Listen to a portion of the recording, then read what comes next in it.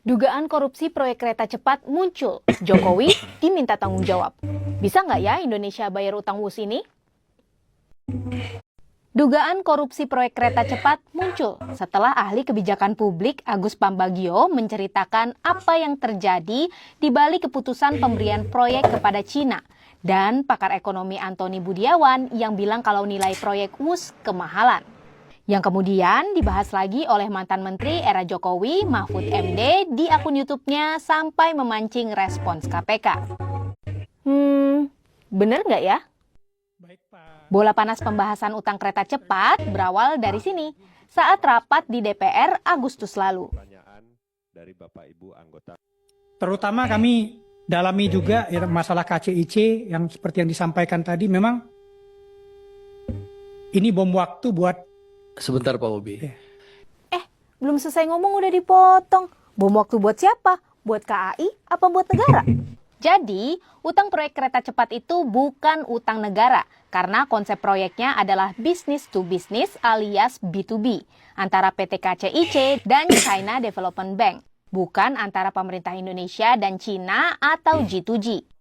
Sesuai namanya, PT KCIC adalah perusahaan patungan antara Indonesia melalui PT PSBI dan Cina melalui PT Beijing Yawan. PT PSBI itu perusahaan yang sengaja dibikin buat proyek kereta cepat yang isinya PT KAI sebagai pemegang saham terbesar, Wika, Jasa Marga, dan PTPN 8. Makanya, Menteri Purbaya ogah pas Danantara menawarkan opsi penyelesaian utang kereta cepat ini pakai APBN. Betul. Kan proyeknya B2B, bukan G2G. Iya betul. Proyek kereta cepat Jakarta-Bandung atau WUS kini tengah diselidiki KPK atas dugaan tindak pidana korupsi bernilai triliunan rupiah. KPK mengonfirmasi penyelidikan terhadap proyek kerjasama Indonesia-China itu sudah dimulai sejak awal 2025. Namun, temuan itu baru diumumkan ke publik setelah penyidik menghimpun cukup banyak data dan keterangan. Juru bicara KPK Budi Prasetyo menjelaskan tim penyidik telah lama mengumpulkan informasi dan terus mencari keterangan tambahan dari sejumlah pihak terkait. Ia juga mengimbau masyarakat untuk melapor jika memiliki informasi atau data pendukung. Menurutnya, setiap laporan publik akan menjadi bahan penting dalam memperkaya proses penyelidikan yang saat ini masih berjalan secara hati-hati dan tertutup. Langkah ini diambil agar pengumpulan bukti dan verifikasi dokumen berlangsung akurat dan tidak mengganggu proses hukum. Penyelidikan KPK ini turut menanggapi pernyataan Mahfud MD yang sebelumnya mengungkap dugaan markup besar-besaran dalam proyek WUS dengan biaya per kilometer disebut mencapai 3 kali lipat dari proyek serupa di China. Kini publik menunggu hasil penyelidikan KPK untuk memastikan ada atau tidaknya penyimpangan dalam proyek transportasi berkecepatan tinggi itu. Kalau ada subsidi itu adalah investasi, bukan kerugian. Prinsip dasar transportasi massal, transportasi umum itu adalah layanan publik. Ini kita juga mengerti, bukan mencari laba. Jadi, sekali lagi, transportasi massal, transportasi umum itu tidak diukur dari laba, tetapi adalah diukur dari keuntungan sosial. Social return on investment. Apa itu? Tanya, pengurangan emisi karbon,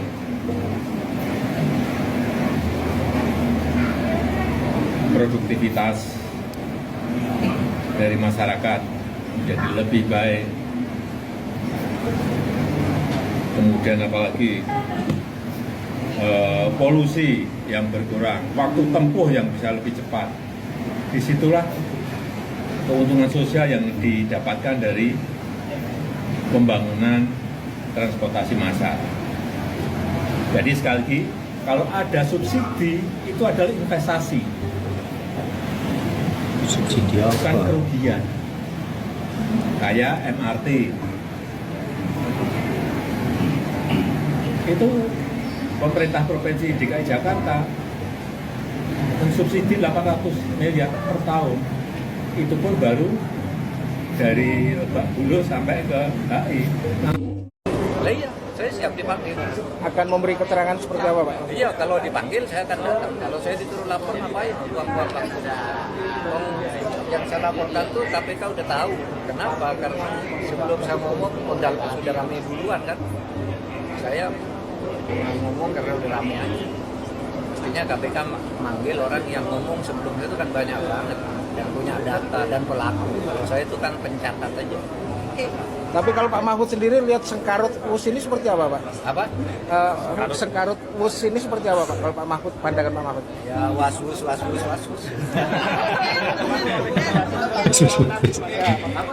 Ya, lagi rame lagi ya bro, ini berita-berita yang viral intinya di sini ya, di channel WhatsApp begitu ya bro. Walaupun belum rutin banget uploadnya, tapi sebisa mungkin akan sering-sering upload lah ya, biar yang viral-viral, berita-berita yang lagi viral itu bisa saya upload. Nantinya ada rencana sehari minimal 2 kali upload, insya Allah kalau ada waktu ya. Nantinya ini kan baru sehari sekali, nantinya akan 2 hari, sehari 2 kali insya Allah ya.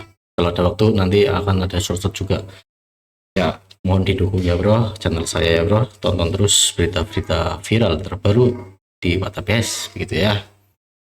Ya ini dugaan korupsi ya kereta cepat Wus yang disahkan oleh Pak Presiden yang kemarin itu, Joko Widodo ini ya, masih menjadi pro kontra karena ini biayanya terlalu mahal begitu ya bro, dibandingkan dengan di Cina-nya sendiri bisa mencapai 3 kali lipat. Bahkan dibandingkan dengan Arab Saudi itu selisihnya bisa 2 kali lipat bro. Misal anggarannya 100 triliun di Arab Saudi lah, di Indonesia itu bisa mencapai 300 triliunan begitu bro, logikanya gitu ya bro. Nah ini dukanya di situ ya, sedang diusut. Nah bisanya ketahuan juga ini pihak dari PT dari PT KAI-nya ini minta bantuin gitulah ya, intinya minta bantuan kepada negara. Nah untuk melunasi hutang-hutang kereta cepat Wus gitu ya bro, padahal di perjanjian itu bahwa ini bukan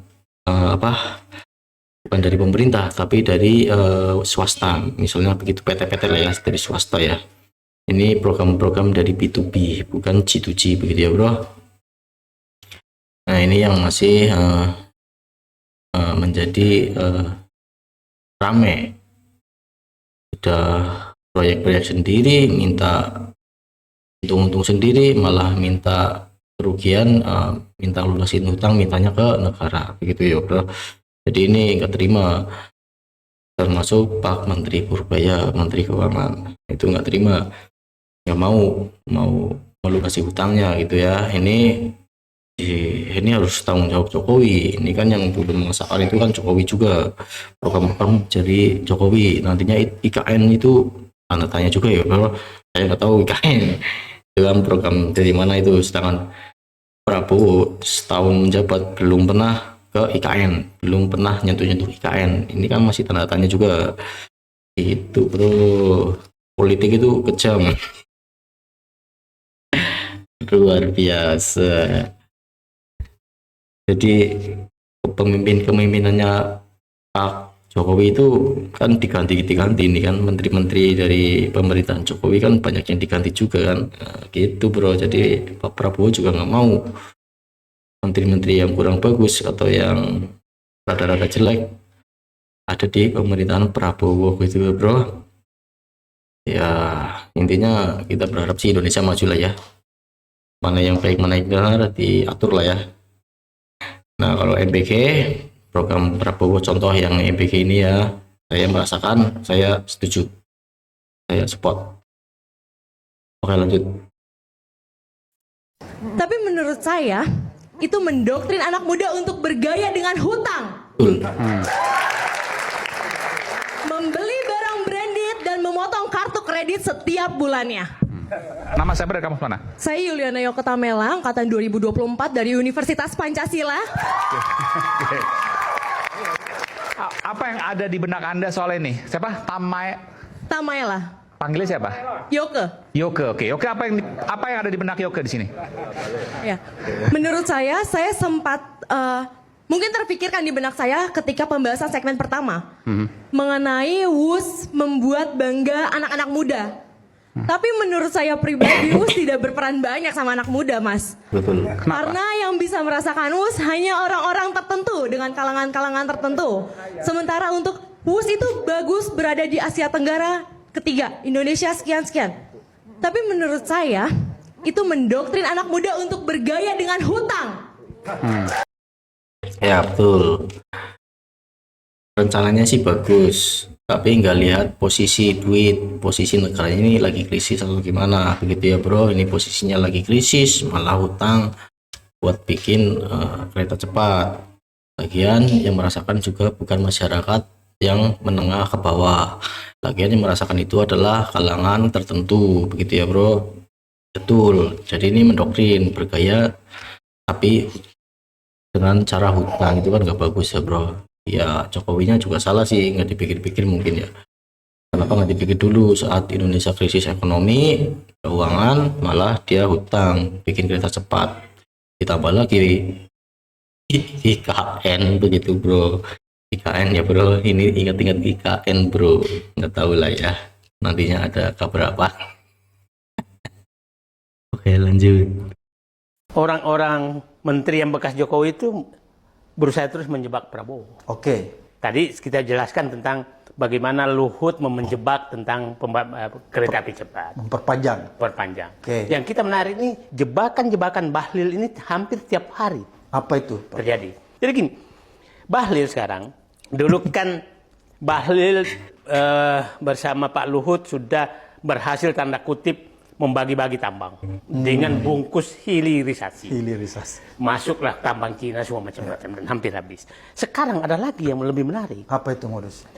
Dia membungkus hilirisasi dengan pembangunan pabrik baterai mobil di Indonesia, dan lucunya itu melibatkan perusahaan Cina yang dulu Korea kan. Ya. LG. Jadi ini yang gitu ya bro, Bahlil sama Luhut itu pinter ya, pinter mengotak-ngatik data atau pinter mengolah-olah keuntungan, intinya gitulah ya bro. Mudeng kan ya yang disampaikan Bapak ini. Intinya Bahlil sama Luhut itu dia berperan penting ya bro.